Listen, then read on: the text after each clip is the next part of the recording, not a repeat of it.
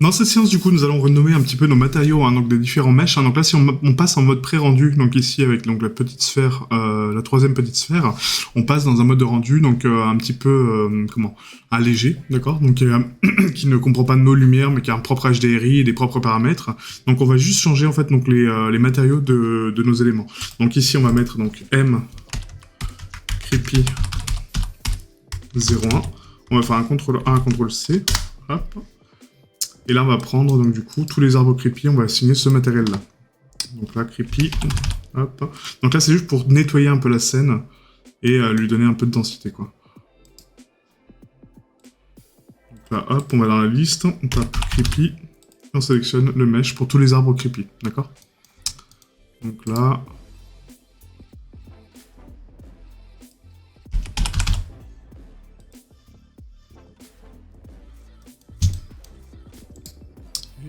Là. Voilà. Et donc le fait d'assigner un matériel en fait commun, donc du coup quand je vais appuyer sur Q pour nettoyer mon mesh, hein, d'accord, donc si jamais c'est ici, hein, donc dans Fichier, Nettoyer, donc là on appuie sur Q, donc Nettoyer, et on fait bloc de données inutilisées, vous voyez, donc ça enlève 5 matériaux qui ne sont pas utilisés du coup, qui étaient utilisés par ces arbres. Donc maintenant on va faire donc un matériel racine, donc ici je le renomme en M underscore racine, voilà. On sélectionne donc toutes les racines.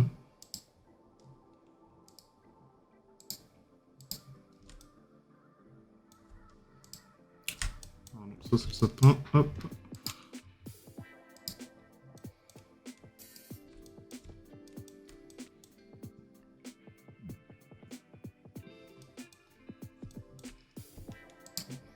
Voilà. Il nous en manque encore deux, je crois. Non, une. Voilà. Et la dernière, on sélectionne donc celle-ci en actif, hein, donc avec Shift-Click. Comme ça, on a donc bien le M racine de sélectionner. Et là, on fait un CTRL-L, Link Materials, et comme ça les connecte tous ensemble. D'accord? Voilà, donc maintenant, on peut faire un Q nettoyer, encore une fois. Hein. Et là, on est en train de nettoyer un peu notre blend, hein, pour qu'il soit un peu moins lourd. Et du coup, beaucoup plus optimisé, quoi. Voilà. Donc là, creepy, donc ça c'est bon, ça c'est bon. Et là, on va faire donc M sapin. M sapin mort. Donc, et là, on prend tous les sapins.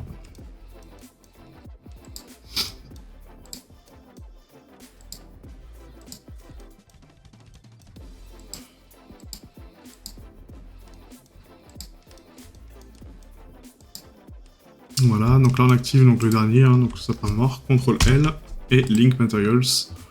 Et là, on n'est pas trop mal. Donc maintenant, on va juste donner un petit peu de densité en termes de contraste, en fait, hein, pour identifier donc l'ambiance occlusion. Donc pour faire ça sur Blender, en fait, c'est assez simple. Donc on va juste nettoyer donc, nos blocs, hein, hop. Voilà, donc là on est bon. Et pour faire ça, du coup, donc sur chaque matériel de la scène, et je dis bien sur chaque matériel, il faut donc ici, dans les paramètres de couleur de base, donc du coup retirer donc la métallique par exemple pour les arbres, d'accord, mettre donc la subsurface donc à 0. Et là en fait, donc ici, dans les paramètres de couleur, on va cliquer sur le petit point qui est ici, et on va mettre une occlusion ambiante. Et l'occlusion ambiante, en fait, va donner donc l'ombrage de contact du mesh, et du coup, va me permettre de placer mes toiles correctement sur les éléments, parce que du coup, si j'ai pas de notion d'ombrage, j'ai pas de notion de shading, et du coup, je verrai pas ce que je fais.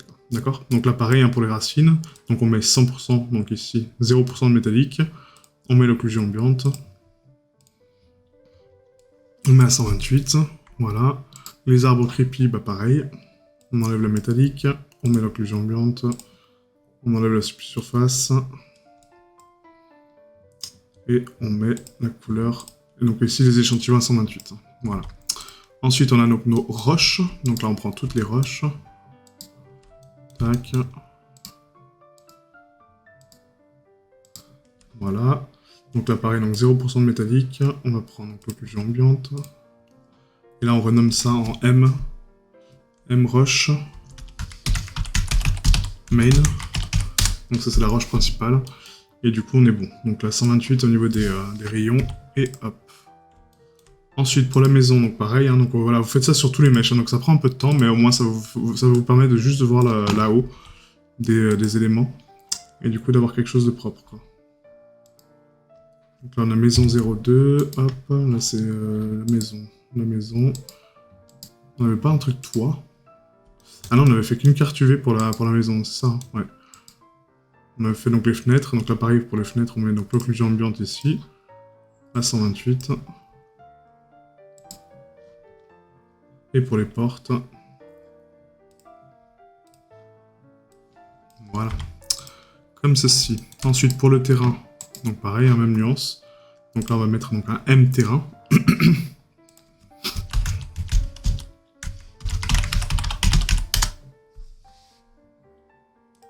On place l'occlusion ambiante. Pour les lampadaires, donc pareil, hein, donc c'est un seul matériel, donc occlusion ambiante. Hop. Ensuite, pour les citrouilles.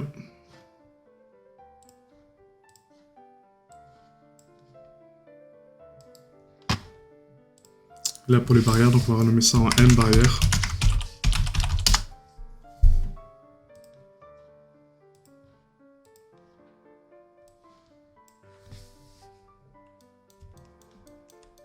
On continue, donc après donc là, on a la tombe. Voilà. Donc là, vous n'allez pas avoir beaucoup de différence ici, parce que du coup, on a donc vraiment, c'est l'ombrage de contact, vous voyez, qui est ici, donc ça donne juste un peu cette nuance. Mais c'est important pour le placement des toiles, parce que là, on va pas importer nos textures pour les mettre dessus. Ce serait beaucoup trop long et beaucoup trop gourmand en ressources, surtout sur Blender. Donc on fait comme ça, d'accord?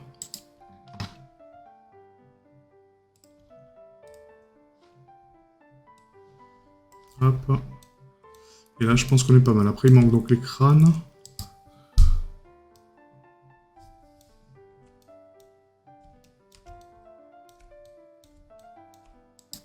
Le cercueil aussi. Donc le cercueil, on l'avait déjà fait. Donc les crânes. Hop.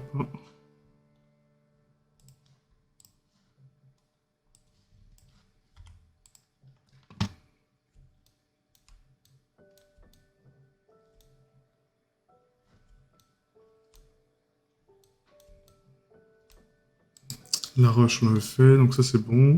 Et je crois qu'on est bon. Après, il manque donc les barrières métalliques.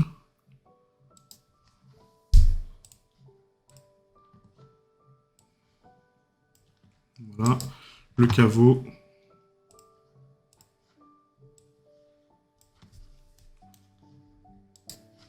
Donc là, c'est le toit caveau.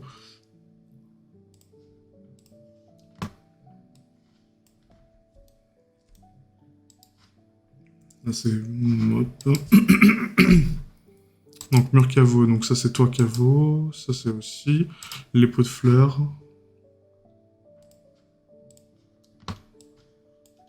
Voilà. Hop, les grands bacs de fleurs. Et les dalles au sol.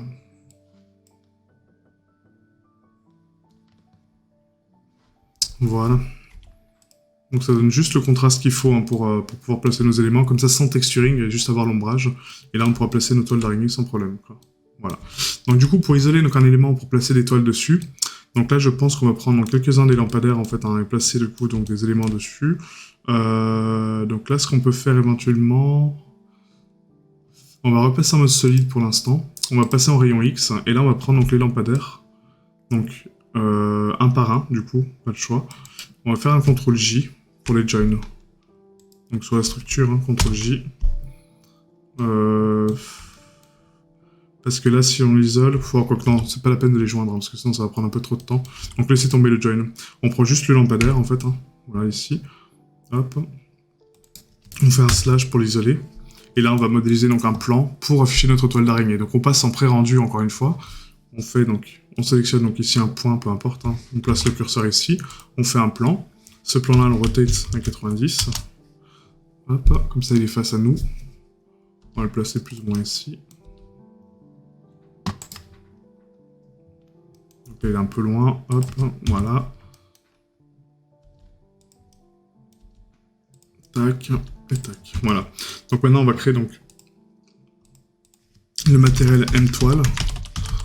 Comme ceci. Et là, il faut importer donc notre matériel de toile. Donc ici, dans matériaux, on va donc connecter les nœuds, comme on l'avait fait la dernière fois. Donc là, on fait un point sur la toile. On va faire un Shift A, texture, texture image. Là, on va connecter donc la couleur à la couleur de base. Et on va ouvrir donc notre texture de toile. Donc là, c'est dans Substance, je crois, ou dans Blend. C'est peut-être dans Blend, Export. Non, ça c'est les bitboards. On a dû le mettre dans Substance, Export Texture, et du coup on a toile d'araignée normalement dans Assets. Non. Non, non, non. Donc dans Atlas non plus. Je sais pas où on l'avait mis. Du coup. Dans ressources externes. Si on... Ah oui, voilà, d'accord. Donc dans ressources externes. Okay. Donc color normal, on prend que la color, d'accord. Donc inutile de raccorder donc la normale, etc. On prend le canal alpha, par contre, on le connecte ici. Et là, dans les paramètres de rendu, donc sur la droite, il faut cocher donc ici limitation alpha et l'ombrage en limitation alpha, d'accord. Voilà, comme ça on a donc notre mèche propre. Et du coup, maintenant, on va placer notre toile en fait en fonction de nos besoins. Donc là, pour cette structure-là ici, j'ai besoin d'avoir donc une demi-toile, parce que du coup, c'est une toile d'angle. Donc on va faire un CTRL R, on coupe la moitié du plan. Je sélectionne ce plan-là, supprimer. Voilà, et là j'ai mon mesh, d'accord. Donc là, je sélectionne ma toile, GZ. Je viens la placer donc plus ou moins sur le poteau. Donc GY. Voilà. Et là, maintenant, je rajoute donc des loops avec CTRL R, donc à peu près ouais, 5. Voilà, 5 loops. 5 loops centrales, ici. Voilà. Et là, je vais prendre donc en sélection de vertice et avec le snapping, enfin l'édition proportionnelle par contre d'activer, je prends mon point et je viens le bouger, en fait, le coller sur la surface pour coller ma toile dessus, quoi. D'accord? Voilà, donc là, je prends ça, hop. Donc là, pour limite commencer par la scale un peu, parce qu'elle est un peu grande. Donc la scale, hop. On va la rotate. On va essayer de l'aligner par rapport au poteau qui est ici. Hop. Voilà. Et du coup, donc là, en mode snapping, on va donc snapper en fait donc les surfaces au mesh directement. Donc là, ça prend un peu de temps, hein, c'est vraiment du travail de précision. Mais le résultat après, à la fin, sera vraiment joli, quoi. Ah, le but, c'est vraiment de snapper donc, les éléments comme si elle était accrochée au poteau, quoi. D'accord?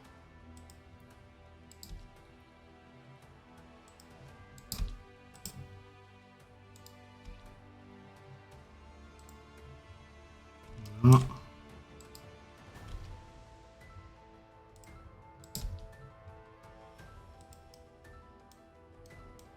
Voilà, et là c'est pas mal, hein. Du coup, ouais. Là, ça donne juste un peu de relief, hein, vraiment très léger. Donc là, on va dupliquer donc, ces formes-là, parce que du coup, vu que c'est la même forme pour les poteaux, on va faire un Shift D, GY, et du coup, on va les remplacer sur plusieurs poteaux, en fait, hein, pour avoir donc un peu de nuance. Donc là, pas 1 sur 2, hein, mais quasiment, voilà, on va passer sur celui-là, là-bas. Hop.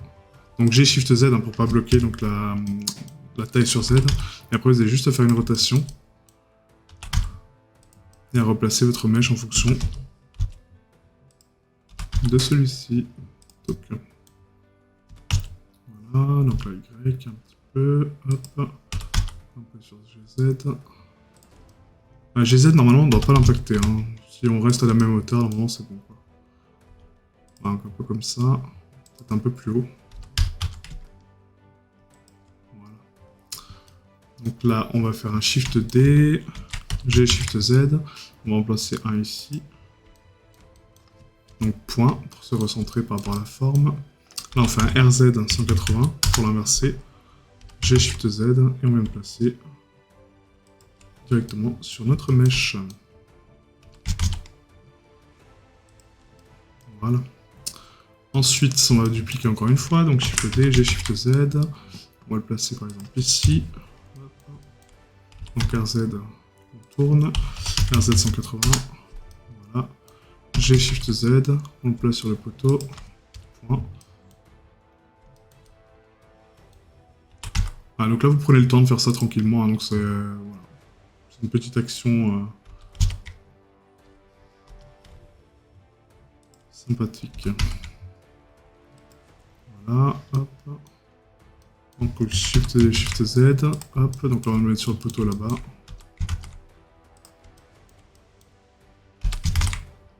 Voilà, point. RZ, tac. On place notre élément.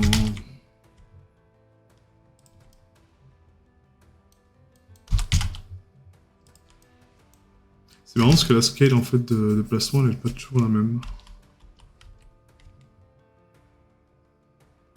On va faire comme ça, hop. Voilà. Donc là c'est bon, et après on va placer donc une dernière toile là-bas. Shift V, Shift Z.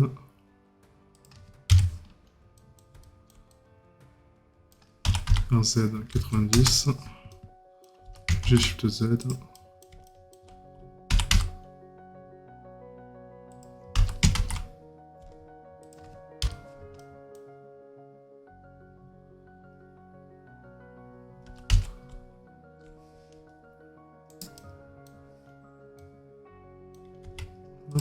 Et là c'est bon, voilà, nickel.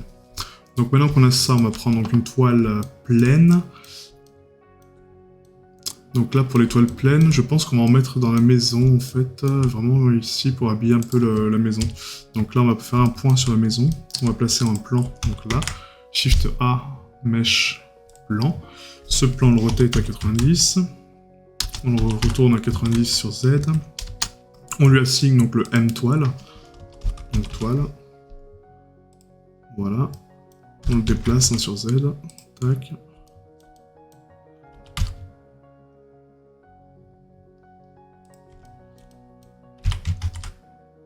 Oups, excusez-moi, j'ai quitté le mode pré-rendu. Donc j'ai Shift Z, et là le but c'est de la placer dans un endroit stratégique en fait, hein, vraiment pour avoir quelque chose de cool, et habiller un peu la maison là où c'est pas très intéressant, quoi. Voilà, donc là je repasse en mode edit, je rajoute donc 5 loops, 5 loops. Voilà, et là on va tirer donc avec l'édition proportionnelle pour la replacer correctement. Donc un peu plus. Donc elle était accrochée au toit un peu. Et du coup elle se prolonge sur le mur. Donc là on peut avancer un peu. Hop, voilà.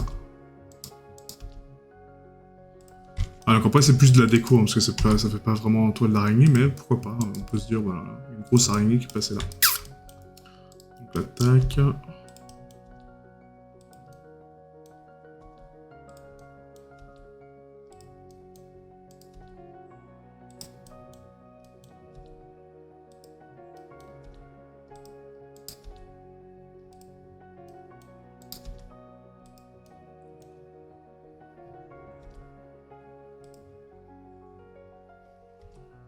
Voilà.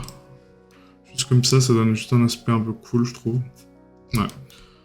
Ah, donc après, vous placez d'autres toiles d'araignée, hein, où vous voulez, hein, sur les barrières, sur les poutres, etc. Mais après, c'est voilà, vraiment votre placement à vous, hein, d'accord? Donc pour ma part, je pense que je vais en rester là. Là, on en a 2-3. Il faut juste que je pense sur mes plans caméra. Donc là, celle-là, elle sert pas à grand-chose, parce que du coup, on la verra pas. Donc je vais plus la mettre sur un poteau qui est important. Enfin, important. Qui est visible, quoi. Ils sont tous importants, mais qui sont visibles, quoi.